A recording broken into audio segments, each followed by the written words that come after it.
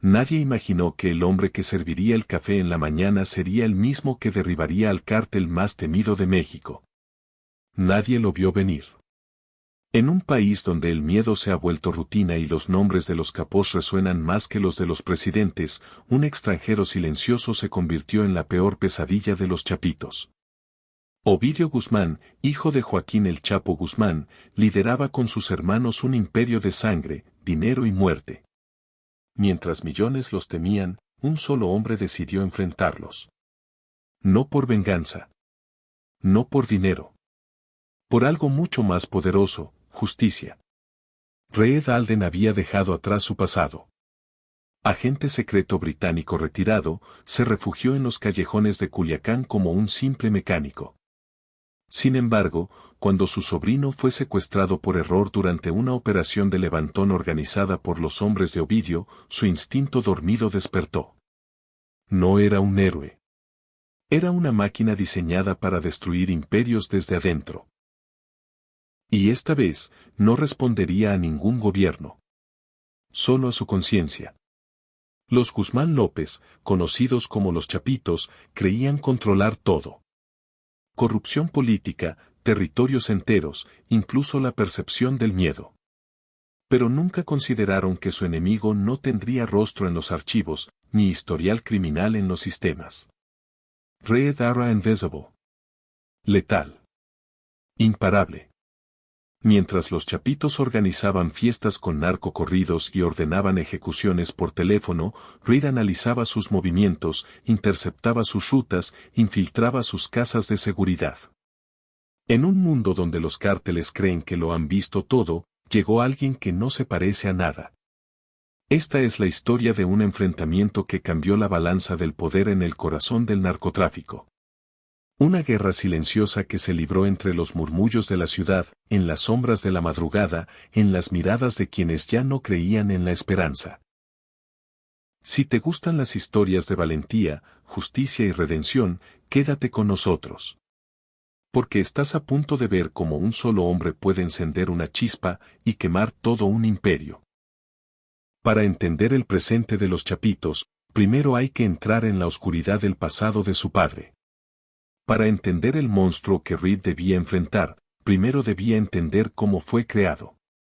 Joaquín el Chapo Guzmán no era solo un hombre temido, era una leyenda construida a base de túneles imposibles, sobornos millonarios y una brutalidad que marcó generaciones. Desde las montañas de Sinaloa, su imperio se extendió como una plaga, infectando cada rincón del sistema. Pero cuando fue capturado y extraditado, no fue el fin, sino el inicio de una nueva generación aún más peligrosa. Los Chapitos, como se conoce a los hijos del Chapo, no heredaron solo la fortuna, heredaron el odio, el control y la sed de poder. Ovidio Guzmán López, el más astuto y despiadado de todos, no buscaba respeto. Lo exigía con sangre. Su forma de operar era más moderna, más impredecible.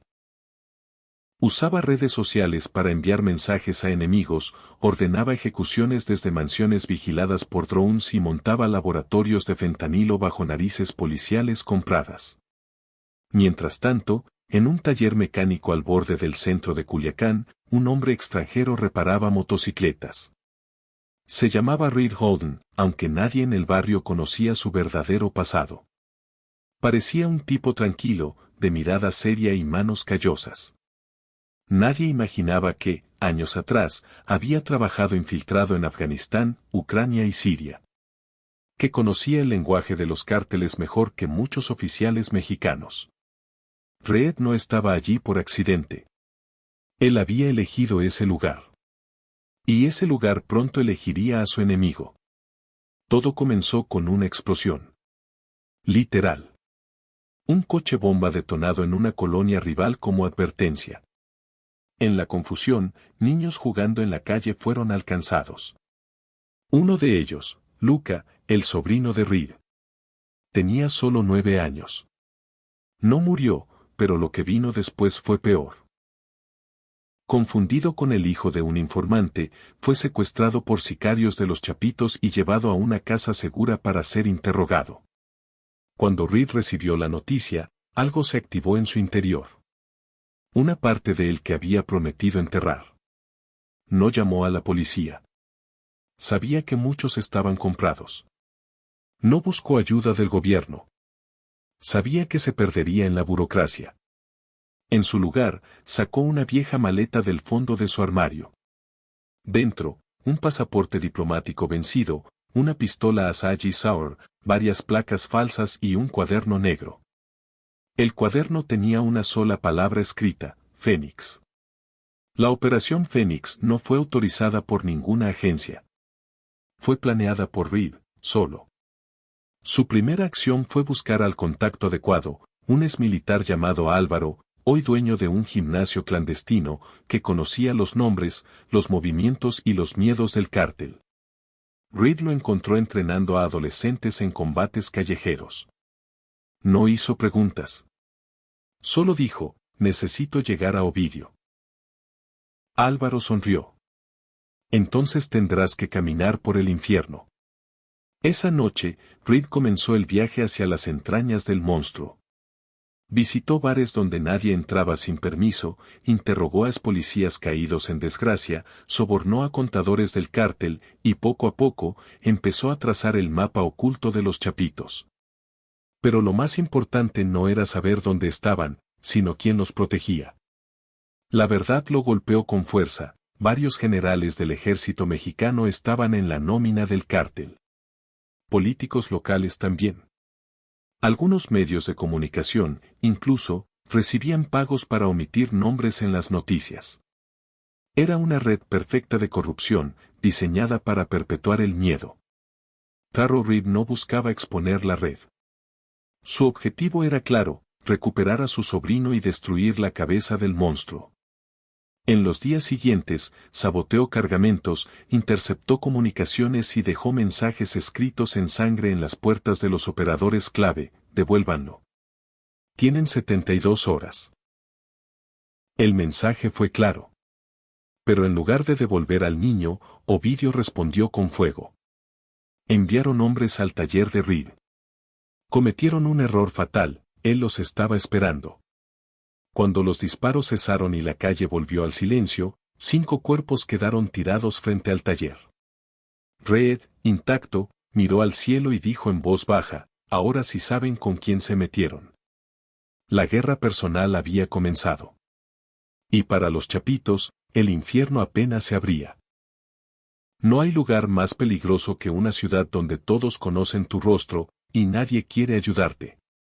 Culiacán no es solo una ciudad, es un ecosistema creado por el miedo, donde las calles tienen ojos, los teléfonos hablan solos y los silencios matan. Para Reed Holden, adentrarse en ese laberinto no era una opción. Era una condena voluntaria. Los hombres de Ovidio ya sabían su nombre, habían visto su rostro y habían probado su furia. Ahora, la ciudad entera comenzaba a cerrarse como un puño en su contra. Reed no dormía. Se movía de noche, con mapas mentales en la cabeza y rutas de escape ensayadas. Había dejado atrás el taller, convertido en una zona de guerra. Se refugiaba en casas abandonadas, subía a los techos como un gato silencioso y observaba. Aprendía. Escuchaba. Cada movimiento del cártel, cada conversación interceptada, cada vehículo sospechoso, alimentaba su plan. Su objetivo ya no era solo rescatar a Luca. Reed había comprendido algo más oscuro. Si no eliminaba a Ovidio, el niño jamás estaría a salvo. Porque los chapitos no olvidaban. No perdonaban. Y Reed se había convertido en una amenaza tan grande que, según rumores en los bajos fondos, Ovidio había ofrecido una recompensa millonaria por su cabeza. $500,000. Vivo o muerto. Pero Reed no era un fugitivo. Era un cazador. Y los primeros en caer serían los ojos del cártel, los halcones. Jóvenes armados con celulares y motocicletas que monitoreaban cada esquina. Reed no los mataba. Los desactivaba. Uno por uno. En cuestión de días, el cártel comenzó a perder visibilidad. Luego atacó las rutas de distribución, quemó camiones, saboteó cargamentos, Secuestró a los choferes y los dejó atados en plazas públicas con una nota: no trabajen para asesinos. La presión subía. Ovidio, desde su búnker, no podía entender cómo un solo hombre estaba desmantelando, pieza por pieza, lo que tardaron años en construir. Pensaron que era un comando extranjero, una operación encubierta. Buscaron satélites, escuchas internacionales, intervención de agencias. Pero no había rastro alguno. Reed era invisible. En medio de ese caos, Reed encontró a Clara. Una periodista local, valiente y cansada de callar. Era una de las pocas que aún escribía sobre los cárteles sin adornos, sin miedo. Había perdido a su hermano a manos de los chapitos y no tenía ya nada que perder. Fue ella quien le entregó un documento clave, una lista de casas de seguridad vinculadas a Ovidio, obtenida a través de filtraciones militares. Si vas allí, probablemente no regreses, le dijo Clara, mirando a Reed con una mezcla de respeto y temor. Entonces elegiré bien mi última visita, respondió él. La más importante de esas casas estaba en las afueras de Culiacán, en una zona rural donde los caminos se convierten en barro y la señal desaparece. Según la información, allí mantenían retenidos a objetivos valiosos. Reed sabía que Luca podía estar allí. La noche del asalto, la luna estaba cubierta y la lluvia caía con fuerza. Reed se movió sin ruido, como si conociera cada árbol, cada piedra. No tenía equipo. Solo una pistola con silenciador, una navaja militar y su reloj viejo con cronómetro. A las 3:17 de la mañana, ya estaba dentro del perímetro. No era una casa, era una fortaleza improvisada, 3 niveles, cámaras de seguridad, 5 hombres armados en la entrada. Reed no dudó. Usó el agua y la oscuridad a su favor. Eliminó al primero con un disparo limpio. Al segundo, con un cable estrangulador. El tercero cayó con una trampa improvisada. Los otros dos, ni siquiera alcanzaron a ver lo que los mató. Una vez dentro, revisó cuarto por cuarto. Puertas blindadas. Colchones en el suelo. Pantallas con vigilancia en vivo. Hasta que escuchó un gemido. Era Luca. Estaba atado, con los ojos vendados, pero vivo. Reed lo abrazó sin decir palabra. Era un momento que no permitía emociones. El infierno aún no había terminado. Al salir, activó una carga de dinamita casera en la base del edificio. La explosión se oyó hasta la ciudad. Fue un mensaje claro: Reed estuvo aquí. Y regresará. Clara fue la primera en recibir la llamada. Está vivo, dijo la voz de Reed al otro lado. Pero esto no ha terminado. Aún queda Ovidio. Esa misma noche, las redes sociales del narco se encendieron. Videos de sicarios jurando venganza, amenazas públicas, imágenes de Reed tomadas con drones. Lo llamaban el fantasma inglés. Pero él no buscaba fama. Solo justicia. Y si Culiacán era la trampa, él había decidido ser el fuego que la quemaría desde adentro. No se necesita un ejército para derribar a un imperio, solo se necesita saber dónde golpear primero. Los imperios criminales no caen por balas. Caen por errores. Y Ovidio Guzmán estaba a punto de cometer el mayor de todos: subestimar a un hombre que no tenía nada que perder. La explosión de la casa de seguridad retumbó no solo en los campos de Culiacán, sino también en los oídos de todos los operadores del cártel. La leyenda del fantasma inglés crecía, y con ella, el miedo. Los jefes intermedios comenzaron a dudar.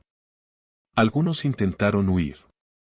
Otros se comunicaron entre susurros, preguntando si realmente un solo hombre estaba desmantelando su estructura con la precisión de un cirujano. Ovidio, furioso, ordenó un contraataque total. Helicópteros sobrevolaron zonas rurales, casas fueron allanadas sin orden judicial, y civiles inocentes comenzaron a desaparecer. Era su estilo, responder con brutalidad, demostrar que aún tenía el control. Pero Reed ya no estaba donde lo buscaban. había descendido aún más. No entre sicarios, sino entre las ratas del sistema, contadores, lavadores de dinero, intermediarios políticos. A través de Clara, la periodista, había descubierto algo más poderoso que un arsenal de armas, las rutas del dinero.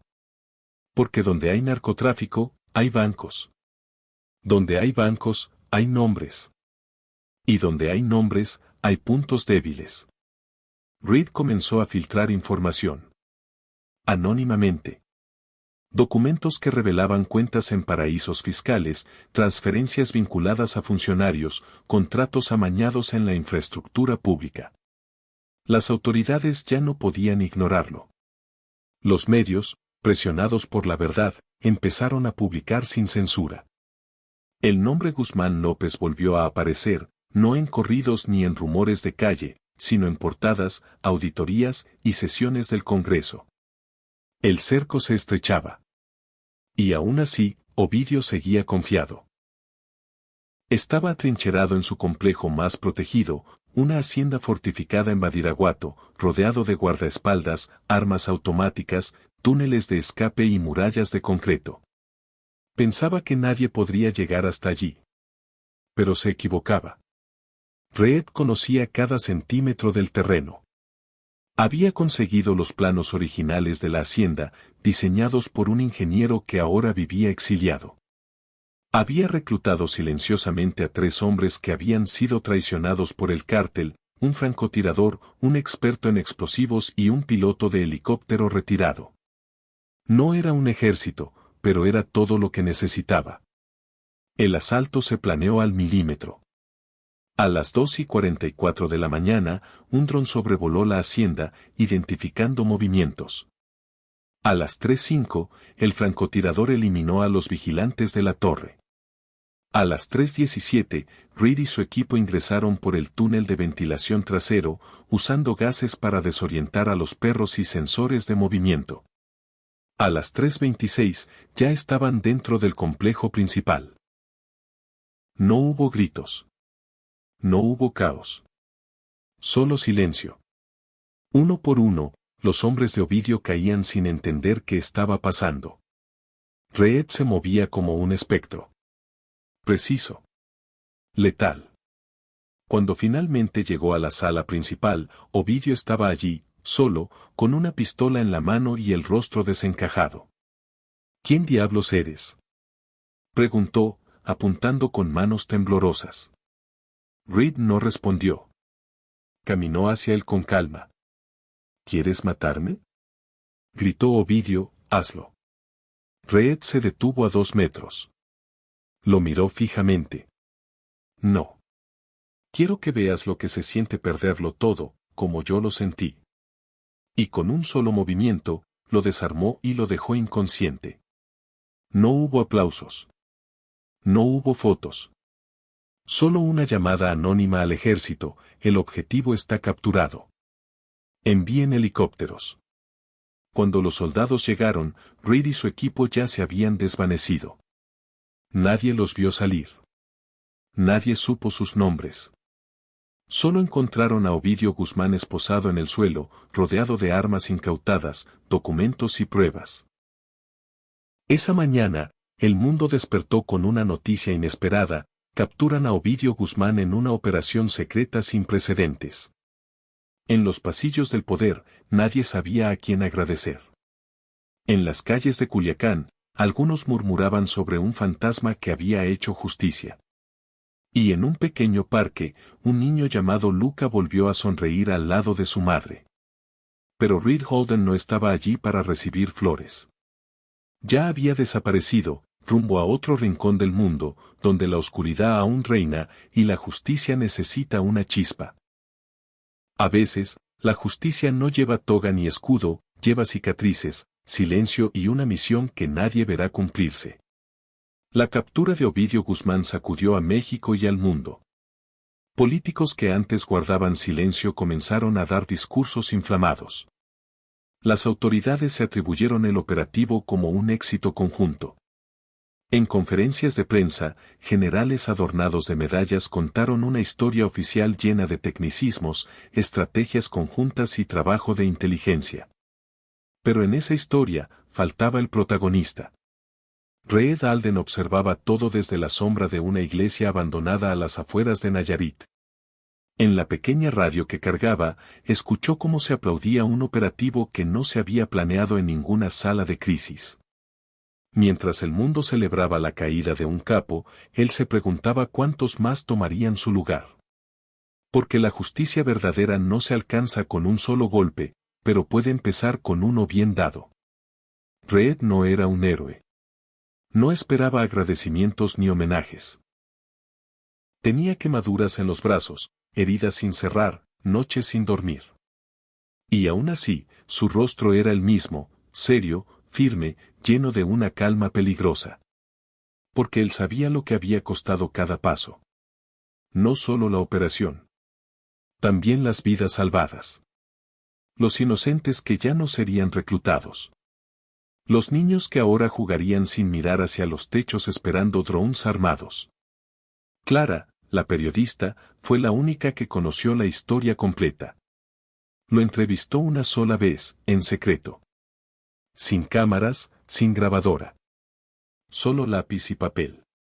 ¿Por qué lo hiciste, Reed? Le preguntó. Él la miró en silencio, y después de unos segundos, dijo. Porque nadie más iba a hacerlo. Ella publicó un artículo al día siguiente. No mencionaba nombres. No ofrecía detalles. Solo describía a un hombre con mirada de acero y alma en guerra. Lo tituló, El rostro de la justicia. Y aunque muchos creyeron que era una metáfora, los que sabían, entendieron. El vacío que dejó la caída de Ovidio fue rápidamente ocupado por sus hermanos. Pero algo había cambiado. El mito de la invencibilidad de los chapitos había sido roto. Ya no eran dioses intocables. Eran humanos. Vulnerables. Y eso hizo que cientos de jóvenes desertaran, que informantes se multiplicaran, que el miedo cambiara de bando. Mientras tanto, Reed se preparaba para desaparecer una vez más. Cambió su identidad, se deshizo de todo lo que podía vincularlo. Solo conservó una fotografía, Luca, abrazando a su madre, frente al mar. En su última noche en México, se sentó frente a un fuego improvisado y sacó de su chaqueta una pequeña libreta. La misma que había usado para planear toda la operación. Escribió en la última página. Fénix completado. Justicia servida. No por ley, por necesidad. Luego arrojó la libreta al fuego y se alejó sin mirar atrás. En las semanas siguientes, algunos rumores circularon por Centroamérica. Habían visto a un extranjero solitario ayudando a desmantelar una red de trata en Guatemala. Otros decían que un hombre con acento británico había salvado a una familia de un secuestro en Honduras. Nadie sabía su nombre. Solo que aparecía cuando la oscuridad era más densa, y desaparecía sin dejar rastro. Porque ese era Reed Holden. El hombre que enfrentó a uno de los cárteles más peligrosos del mundo sin un ejército, sin medallas, sin respaldo. Un hombre que entendió que la justicia no siempre es limpia. No siempre es legal. No siempre es pública. Pero cuando llega, cambia el mundo. Aunque nadie la vea venir. Si te gusta nuestro contenido, no olvides suscribirte a nuestro canal y dejar tu me gusta para seguir apoyándonos. Activa la campanita para no perderte ninguno de nuestros videos. Gracias por acompañarnos.